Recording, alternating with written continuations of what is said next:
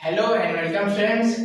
Welcome to BDN students club. मैं हूं आदित्य मंजान, आपका अपना फिजिक्स मेंटर। हम लोग पहला chapter electric charges and field खत्म कर चुके हैं। आज हम लोग स्टार्ट करने वाले हैं अपना क्लास 12 का दूसरा चैप्टर, जो कि है इलेक्ट्रिक पोटेंशियल एंड कैपेसिटेंस। आज हम लोग पढ़ने वाले हैं सिर्फ और सिर्फ पोटेंशियल के बारे में। तो इस लेक्चर में हम स्टार्ट करना चाहते हैं एक सवाल से, जो सवाल मैं आपसे पूछता हूं। मैं अभी बोर्ड पे दो डेफिनेशन लिखूंगा, आपको बताना सही कौन सी है और गलत कौन सी। पहली definition, work done in bringing point charge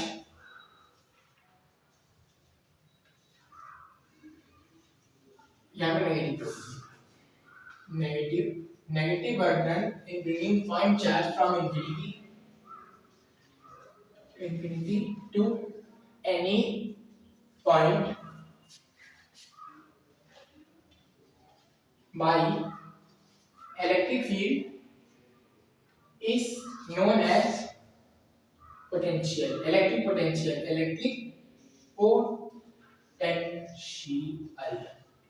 ठीक। अब दूसरी डेफिनेशन लिखने जा रहे हैं, ये आपको बताना है ट्रू है या फॉल्स है, ट्रू या फॉल्स। दूसरी डेफिनेशन हम लोग क्या लिखने जा रहे हैं, positive work done in bringing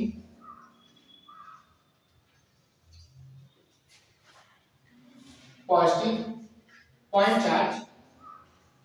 ये पॉइंट चार्ज यूनिट होगा और पॉजिटिव होगा, from infinity to any point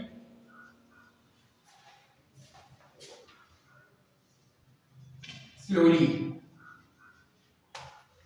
is called as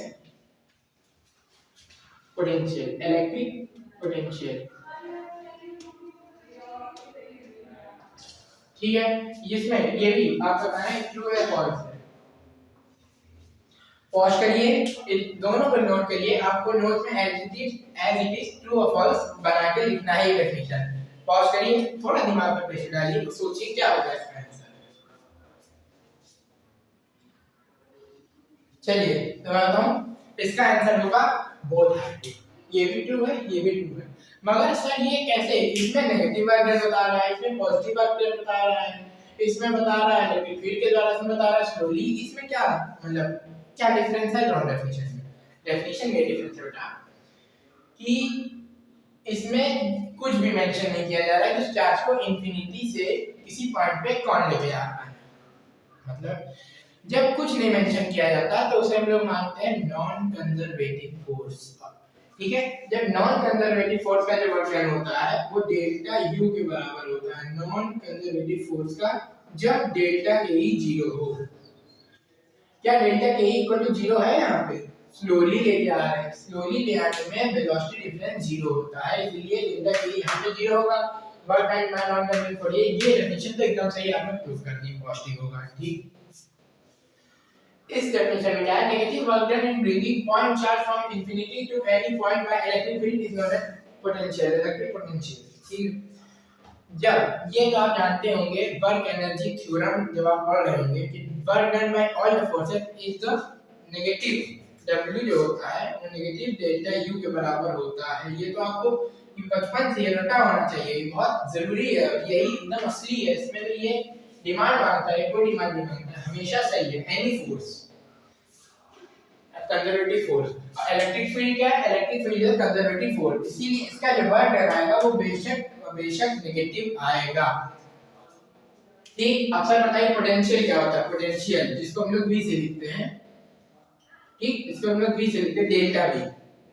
किसी भी पॉइंट पे पोटेंशियल डिफाइन करना इम्पॉसिबल है, क्यों कि पोटेंशियल जो है एक रेफरेंस क्वांटिटी है, तो वो एक जगह से नहीं डिफाइन होती, वो किसी दो जगह के डिफरेंस। अगर यहाँ पोटेंशियल 0 है तभी यहाँ +5 होगा, यहाँ पे अगर 3 है तो यहाँ पे जो है +8 होगा।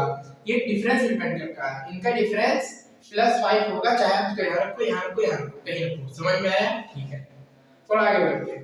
पोटेंशियल डिफरेंस हम लोग डिफाइन करते हैं work done in bringing point charge from that. ठीक, ये हो गया। इसको हम एक बार लिख सकते हैं डेल्टा U अपॉन Q, या फिर माइनस भी लगा सकते हैं, कोई मतलब ऐसा नहीं है, दोनों डेफिनेशन के हिसाब से, क्वेश्चन के हिसाब से उसको लिखा जाएगा।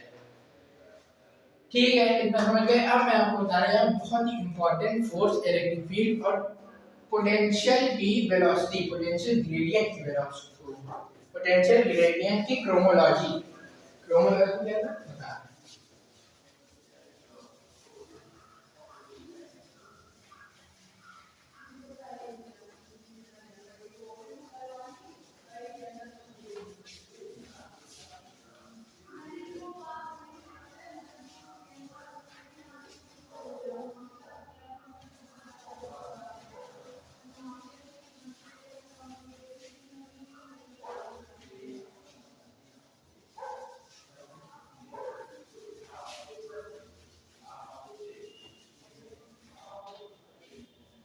ठीक है, तो हम आपको बताने जा रहे हैं अभी क्रोमोलॉजी की हम बात कर रहे थे। Force,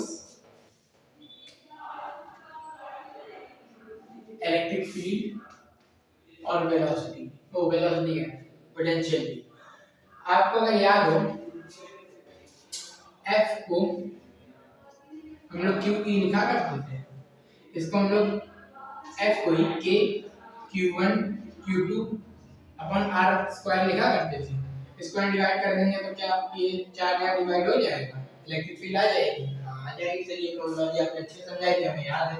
same as it is, अगर इसमें से आप एक R और उड़ा दें, मतलब इनटू R कर दें, इसमें electric field V = E dot dr, अगर आप इसमें से नीचे से एक ये निकाल दें इलेक्ट्रिक फील्ड से K Q2 upon R square में से एक R हटा दें तो क्या पोटेंशियल बन जाएगा, बिल्कुल पोटेंशियल बन जाएगा। तो इसको हम लोग सर याद कैसे करेंगे मैं बताता हूँ। ये मैंने आपको समझाया था, मैं बता रहा हूँ। इसके बीच में हम एक डब्बा बनाएंगे, डब्बा कॉन्सेप्ट। ठीक, हमने बनाया डब्बा, यहाँ पे एक डब्बा करेंगे, यहाँ पे पीछे आगे लिखेंगे V = E डॉट dr। ठीक, ये हो गया। और यहाँ पे पीछे लिखेंगे E = F अपॉन Q। तो क्या बता सकते हैं F और V में क्या रिलेशन आएगा, क्या रिलेशन आएगा, यहाँ से E की वैल्यू जो है V अपॉन R होगी, यहाँ पुट कर दिए V upon R, F into R upon Q, V = F into R upon Q। ये रिलेशन मिल जाएगा, जो कि आपको बिल्कुल भी याद नहीं रखना है, क्योंकि ये क्रोमोलॉजी से आप ये पूरा का पूरा समझ जाएंगे। ठीक, तो इसकी यूनिट जो होती है वोल्ट होती है, पोटेंशियल की डिफरेंस हमेशा डिफरेंस लिया जाता है। ये इलेक्ट्रिक फील्ड, फोर्स और इसकी क्रोमोलॉजी मैंने आपको बता दी। पॉइंट चार्ज के से भी मैंने आपको बता दिया, कहां बताया था, ठीक है। E क्या होता है, K Q upon R square into R करेंगे तभी तो V आएगा। V क्या है, K Q अपॉन R। लो भैया, electric field, electric potential due two point charge ये आ गई है। इलेक्ट्रिक पोटेंशियल स्केलर होता है, बाकी वो दोनों वेक्टर होते हैं। और इसको हम लोग क्या लिख सकते हैं, E = -dV अपॉन dr। कभी भी अपॉन में कोई चीज dr रहे तो उसको ग्रेडियंट कह सकते हैं। तो क्या हम इलेक्ट्रिक फील्ड को पोटेंशियल ग्रेडियंट कह सकते हैं, ठीक है, बिल्कुल कह सकते हैं। बस, तो आज के लिए इतना ही, इसे नोट कर लीजिए। एक बार मैं आपको थोड़ा समय देता हूँ, रुक जाता हूँ, नोट कर लीजिए।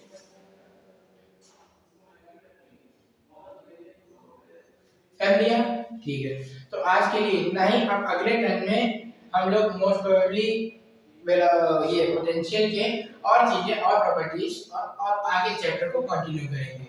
Okay student, thank you and have a nice day.